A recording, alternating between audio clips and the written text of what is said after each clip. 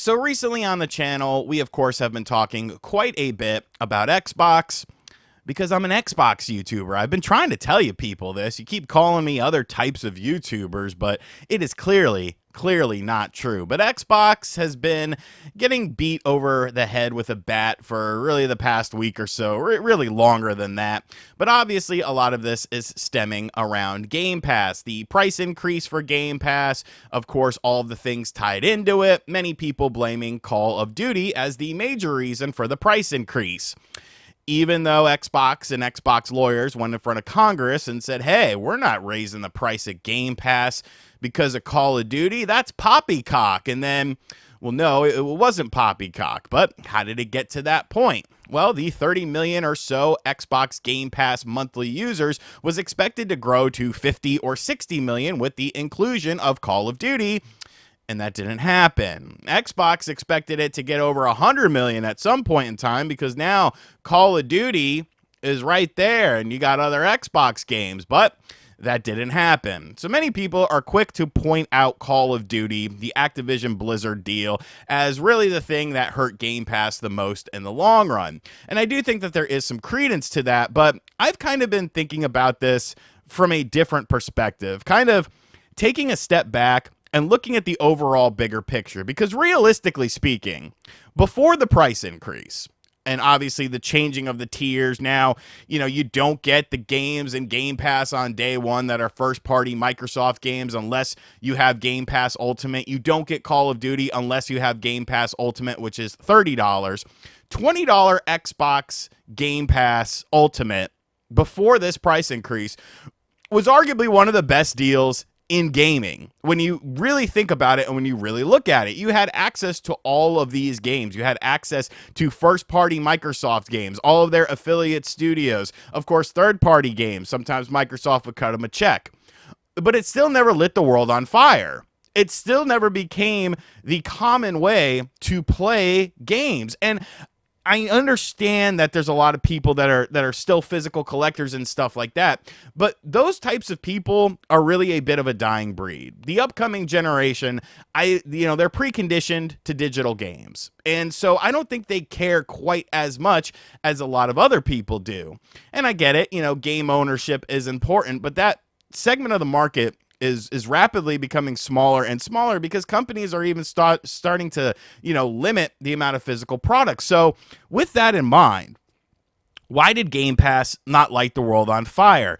And I think I figured it out. There's some data that just came out about video game sales. And I understand you're going to say, well, video game sales, how does that work with Game Pass? Trust me on this. This is all encompassing. This is all incorporating because it tells a bigger part of the story. And I think once you kind of think of it from this perspective, maybe you'll start to understand why Game Pass is kind of in the position that it's in. So this is coming to us from Circana, where they essentially did an interview with people asking, how often do you typically purchase a new game? And when it came to the data, it was actually very interesting. So the people that are watching this channel, you're going to fall into these first two categories, the essentially 14%. Which is not the majority of people.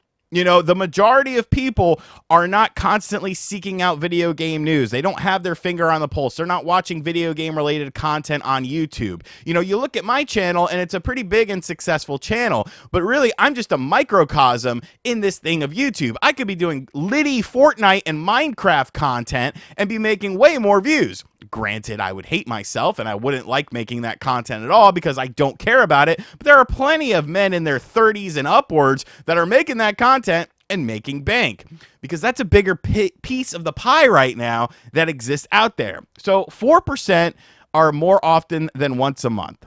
10% are about once a month.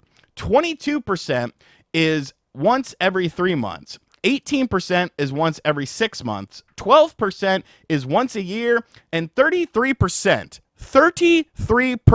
by far the highest amount, is less often than once a year. So taking all of that into account, 86% of people buy a game at most every 3 months. at most, taking away the three or the once every 3 months and just focusing on the 6 months, once a year, and less often than once a year, that number is absolutely insane. We're talking what? Let's see here. 26, 36%. So 74% of people.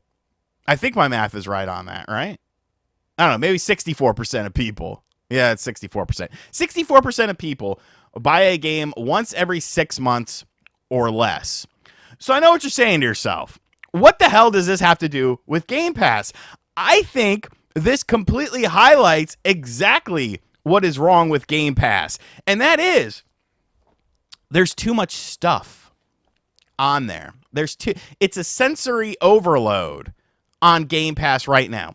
If people are not buying games more than once every 6 months, what are they playing? Well, the average person, when you look at things like game sales and stuff like that, what always top the charts at the end of the year? Your Call of Duties, your Maddens, your NBA 2K6, now your college football games. These are the people that make up the majority of the video game marketplace. The people that just buy their Maddens, they buy their Call of Duties, they might check out a game here or there, but that's it. That's all they're playing. And that's for the purchasing people, because you have this other large segment of people, typically a younger generation, that is playing Fortnite, that is playing Minecraft, that is playing Roblox. The children yearn for the mines. We need to bring back putting children into mines and doing coal work and like digging and stuff like that. Give them paper money instead of, creating this fictional world within Minecraft. But seriously speaking, these kids are playing free to play games. They're playing the Fortnites. They're playing the this, that, and the other. And people are not buying as many new games as they probably should be. We see this supposed increase in how many people are playing video games, but you have to look at the term video games and realize that it is a very segmented thing. The average consumer that is watching this video is not the average consumer in the overall scheme of things. I understand. I am not the overall average consumer. And with this data, Matt Piscatella from Circana does go on to say the following. Why are there premium gamepads, $149 collector's editions, pro consoles, and general raising prices? Because the price insensitive, affluent players are the ones doing more of the spending, as everyone else shifts more from or to free to play. And then with the free to play stuff, you of course have this rise in microtransactions, because that's where the game is going to make money, with your V-Bucks and your Robux and stuff like that. And it's a lot easier to say, hey ma, I want $10 in Fortnite bucks, V-Bucks. I want $10 in Robux, than it is to say, hey ma, I want a $70 video game and a $500 console. So how does this play into Game Pass? Well, people are playing specific games. And when you go onto something like Game Pass, I get that feeling that I often get with a lot of emulation devices. And that is just, you're throwing all of these games at me. A vast majority of these games are not games that people are wanting to play. I just booted up my Xbox this morning. The latest game added to Game Pass was some supermarket simulator game. Who wants to play a supermarket simulator game? You can go work at a supermarket, do the same things you will do within the video games, and then get paper money to then, buy a video game or go to the strip club or buy a 40 of malt liquor with, and then you'll have a better time than simulating this. But then you start to look at other things that are added to Game Pass. They just added in all of these Ubisoft games, Assassin's Creed 3, Assassin's Creed the Zombie U, or U Zombie, whatever the hell they call it on the other platforms, because once they ported it from the Wii U, because the Wii U version didn't sell all that great. You have all of these Ubisoft games that have just been dumped into Game Pass, and you literally have to scroll past all of these games to see what else has come out. It's a sensory overload, because realistically speaking, Game Pass offers you so many different games. It's kind of like GameFly when you really think about it. GameFly allows you to rent brand new PlayStation games, brand new Nintendo games, not having to pay the $70. You pay a subscription fee a month, and you can get 1 or 2 or 3 games out at a time. You send them back, they send you more games. It's cheaper than buying games is, but people don't use it, because people are not really buying games as much as they probably should. And most people don't know that GameFly still exists.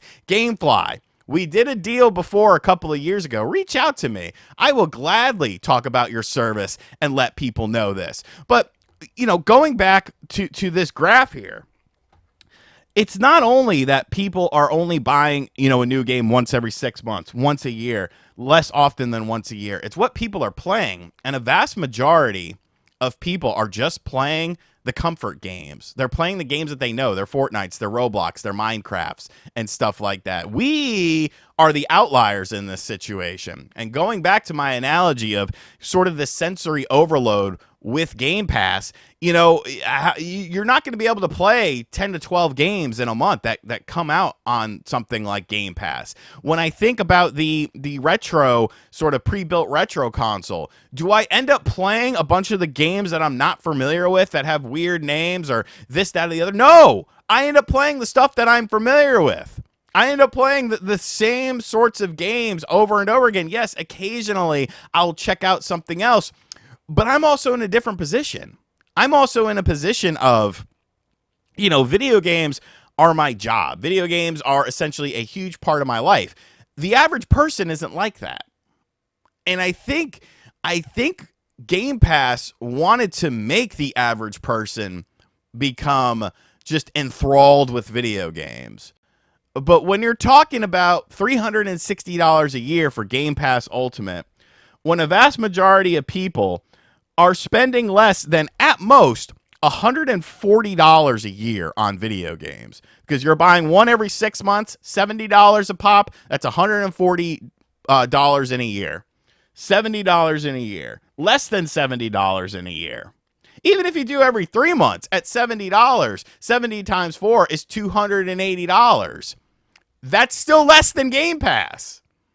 So, you know, you're adding in all these games, but they're not games that are going to, you know, light the world on fire. If Call of Duty couldn't do it, what's to say that anything else is going to do it? I just think the video game marketplace has shifted because of these free-to-play games, because of the success of things like Fortnite and Roblox, where they're just continual money makers. And we see third-party companies and we see first-party companies like Sony try and chase those sorts of things instead of just sticking to what they know, which is really a topic for a different day. But those games don't even end up seeing the light of day because everyone wants that residual money. Everyone wants that money to keep constantly coming in. If you sell that video game for $70 and you don't do DLC or season passes, the $70 is the best that you're going to get out of that game.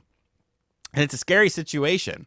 But I think that is really the bigger part of why Game Pass just kind of stagnated, because you essentially reached, you know, the people that are in these first two, maybe by extension 3 categories, because they're the ones that are going to see the value of this as games, you know, go up to $70 and stuff like that. They're the ones that are going to see the value in having access to all of these games. These people, they're going to think you're crazy. $30 a month? I'm not spending that. I got my Madden. I got my Call of Duty. My kids got Fortnite. My kids got Roblox. They don't need any of this other stuff. Just a little food for thought for you guys. And I'm not saying that, you know, this is a be-all, end-all thing. I'm sure there are caveats to it. And I'm sure that, you know, it's really just my opinion. Just looking at this data, looking at what is being said, and thinking about the video game sphere kind of overall. And it paints a very interesting picture that we're kind of being phased out. The hardcore gamer is kind of being phased out. The one who buys more games than once, you know, more than one game a month, there's only 4% of us. Once a month, there's only 10% of us. It's crazy to think about. It's absolutely crazy to think about. But let me know in the comments section down below. What do you think of all this? Am I just rambling? I know I kind of rambled a little bit. That's what happens when you don't script anything. But I think I said everything I wanted to, and I think I managed to bring everything back full circle by the end of the video. And as always, guys, thank you for checking out this video. If you're new to the channel, hit that subscribe button. Be sure to like, comment, and share. Hit the bell as well. And as always, I'll catch you guys on the next video. Later.